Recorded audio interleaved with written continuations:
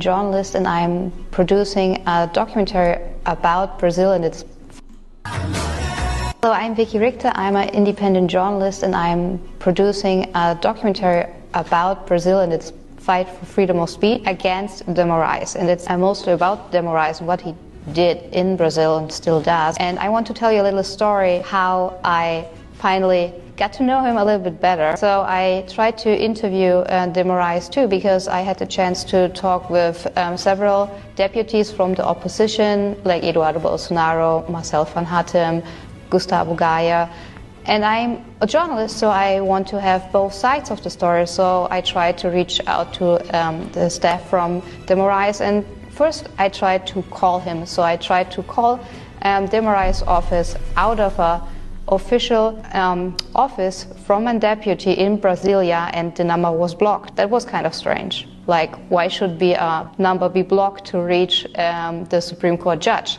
So we made a try to, if it's only because the telephone was broken, or is it really blocked? So we tried to call this office from De Mais with a normal private phone, a Brazilian private phone, and we went through. So the number of the deputy is blocked to reach De Mais, which is, I think, very critical. And we tried to ask the staff to schedule an interview. She said, "Oh, write us an email." So I wrote an email to De Mais and asked for an interview, because I'm doing the documentary, like I said, and I want to have both sides of the story, because you always have two sides of the truth, and I'm not producing any propaganda, so I want to have both sides. The answer was not really surprising. He didn't answer, but 40 minutes later I got a request from a Forum magazine journalist who wanted to know why I'm doing a documentary about suppressing of freedom of speech in Brazil. And he didn't do anything good, so he just wrote a smear article about me, that I'm a Bolsonarista.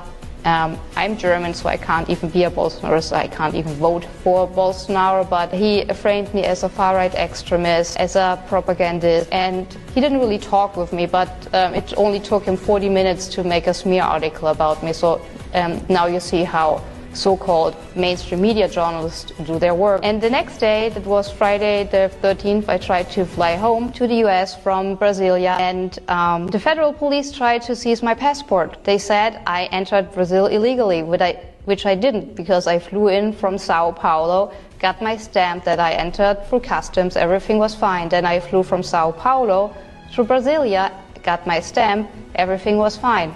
So all of a sudden, after reaching out to De Mais and Lula asking for their opinion why they're doing this to Brazil for a documentary, the Brazilian federal police says, "You entered Brazil illegally." After a while at the airport, they let me go, because there was no lawful reason to keep my passport and let me stay in Brazil. So I flew home. But this is how the federal government in Brazil treats foreign journalists who wants to expose what's going on in Brazil, because they try to silence me. I don't let it get me silenced, because your voices in Brazil are ready to hurt, and I have to get your word out, because what happens in Brazil can happen everywhere all over the world. So it's very important that the world listens what happens in Brazil.